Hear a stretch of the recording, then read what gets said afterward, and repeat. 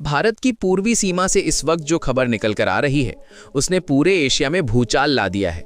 सूत्रों से मिल रही जानकारी के अनुसार भारत ने पिछले कुछ महीनों में अपने नॉर्थ ईस्ट कनेक्शन यानी चिकन नेक कॉरिडोर को मजबूत करने के लिए सड़क, रेलवे और रणनीतिक लॉजिस्टिक ढांचे को पूरी तरह अपडेट कर लिया था।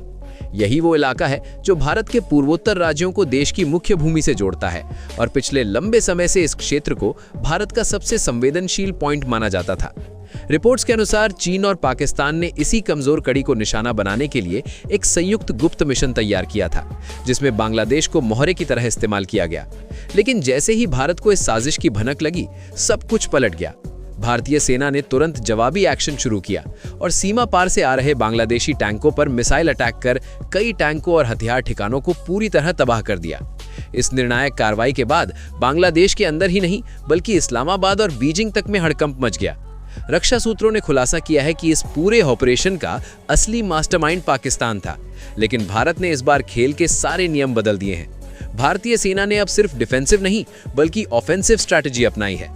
जानकारी के मुताबिक भारतीय कमांडोज ने लगभग 25 किलोमीटर अंदर तक प्रवेश कर दुश्मन की कई पोजीशंस को निष्क्रिय किया है।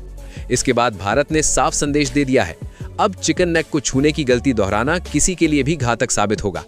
रक्षा मंत्रालय की ओर से जारी आदेश में कहा गया है कि जो भी देश भारत की क्षेत्रीय अखंडता पर सवाल उठाएगा, उसे उसी भाषा में जवाब दिया जाएगा।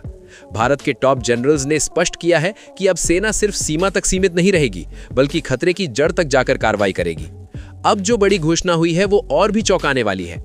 भारत ने तय किया है कि चिकन नेक एरिया की सुरक्षा चौड़ाई को बढ़ाकर लगभग 10 किलोमीटर तक कर दिया जाएगा। यानी भारत अब इस इलाके पर पूर्ण नियंत्रण स्थापित करने की तैयारी में है।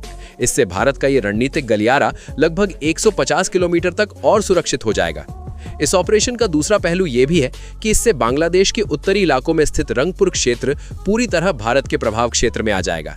यहाँ पर बड़ी संख्या में रहने वाले हिंदू समुदाय को भी इससे सुरक्षा मिलेगी। इस मूव के बाद ढाका और इस्लामाबाद दोनों में अस्थिरता बढ़ गई है और वैश्विक स्तर पर इस कदम को भारत की अब तक की सबसे बड़ी भू रणनीतिक चाल माना जा रहा है।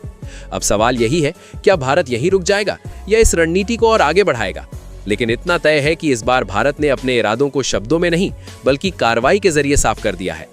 भारत और बांग्लादेश के बीच बढ़ते तनाव के बीच अब एक और बड़ी खबर सामने आ चुकी है, जिसने पूरे उपमहाद्वीप की राजनीति को हिला कर रख दिया है। भारत ने अब साफ संकेत दे दिया है कि चिकन नेक कॉरिडोर को लेकर जो रणनीति रची जा रही थी, उसका जवाब अब भारत पहले से कहीं ज्यादा ताकत के साथ देगा। रंगपुर सेक्टर से लगी सीमाओं पर भारत अपनी सबसे उन्नत सैन्य क्षमताओं को तैनात करने की दिशा में बढ़ चुका है। रिपोर्ट्स के अनुसार भारत अब केवल अपनी सीमाओं की सुरक्षा तक सीमित नहीं रहेगा। इस बार भारत ने निर्णय लिया है कि वो न केवल चिकन नेक की चौड़ाई बढ़ाएगा, बल्कि बांग्लादेश की उस सीमा क्षेत्र पर भी नियंत्रण स्थापित करेगा जो लंबे समय से सुरक्षा चिंता का कारण बना हुआ था। ये वही भाग है जहां से पाकिस्तान और चीन के प्रभाव के निशान देखे जा रहे थे। इस खबर ने बांग्लादेश की सरकार को हिला दिया है। ढाका में आपात बैठकें बुलाई जा रही हैं, वहीं इस्लामाबाद और बीजिंग में भी खामोशी छा चुकी है। दरअसल बांग्लादेश को पूरा भरोसा था कि वो चीन और पाकिस्तान की मदद से भारत के चिकन नेक को टारगेट कर सकता है, लेकिन भारत की जवाबी रणनीति ने अब पूरा खेल पलट दिया है। भारत ने जिस तरह से सटीक एक्शन लिया है, उसके बाद बांग्लादेश की अपनी रणनीतिक स्थिति खतरे में पड़ गई है। अब हालात ऐसे बन चुके हैं कि जिस नेक को बांग्लादेश काटना चाहता था, वही अब उसके अपने क्षेत्र में दरार लेकर आया है।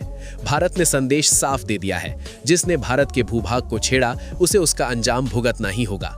इस बीच वैश्विक परिदृश्य भी तेजी से बदलता दिख रहा है। सूत्रों की माने तो संयुक्त राष्ट्र की आपात बैठक में भारत की कार्यवाही को आवश्यक आत्मरक्षा करार दिया गया है। वहीं अमेरिका ने भी इस कदम का समर्थन करते हुए कहा है कि भारत को अपने रणनीतिक हितों की रक्षा करने का पूरा अधिकार है। वॉशिंगटन से जारी संदेश में यह भी कहा गया है कि बांग्लादेश में बढ़ती चरमपंथी गतिविधियों को देखते हुए भारत की सख्त नीति समय की मांग है। अब भारतीय वायुसेना पूरी तरह एक्शन मोड में आ चुकी है। पश्चिम बंगाल के Hasimara airbase, Barrackpore air station और असम के तेजपुर एयरबेस से सुखोई और राफेल फाइटर जेट्स ने उड़ान भर ली है। ये तीनों एयरबेस भारत के पूर्वी सेक्टर की रीढ़ हैं और यहाँ से उठने वाले हर मिशन को रणनीतिक रूप से बेहद महत्वपूर्ण माना जाता है। पिछले 2 हफ्तों से ही भारतीय वायुसेना ने इन ठिकानों पर पूरी तैयारी कर रखी थी ताकि किसी भी परिस्थिति में तुरंत जवाबी हमला किया जा सके। रक्षा सूत्रों के मुताबिक अमेरिका ने भारत को कई महत्वपूर्ण सैटेलाइट इनपुट साझा किए हैं, जिनसे स्पष्ट हुआ था कि बांग्लादेश सीमावर्ती इलाकों में हथियारों और सैन्य वाहनों की संख्या तेजी से बढ़ा रहा है।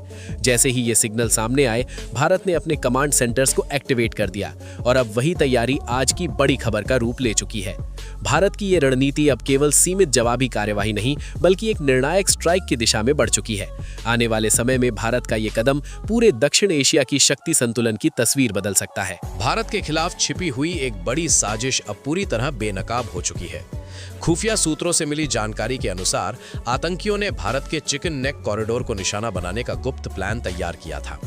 देश की कई प्रमुख एजेंसियों को जब इस हमले के संभावित संकेत मिले, तभी भारतीय सेना ने तय कर लिया कि अब सिर्फ निगरानी नहीं, बल्कि निर्णायक कार्रवाई का वक्त आ चुका है।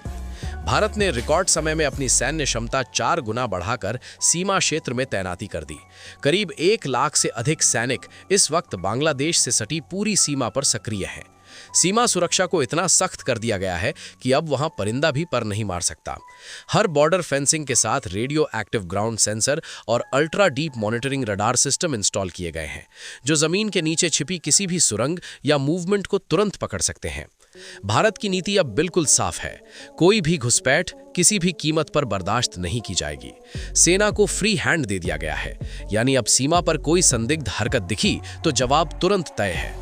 रक्षा सूत्रों का कहना है कि यह संदेश न केवल बांग्लादेश बल्कि उसके समर्थक देशों तक पहुंच चुका है। भारत ने इस पूरे ऑपरेशन के दौरान यह भी स्पष्ट संकेत दिया कि चिकन नेक कॉरिडोर अब सिर्फ एक मार्ग नहीं, बल्कि भारत की रणनीतिक शक्ति का केंद्र है। सबसे बड़ा झटका तब लगा जब भारत ने इस कॉरिडोर की चौड़ाई 150 किलोमीटर तक बढ़ाने की योजना पर अमल शुरू कर दिया।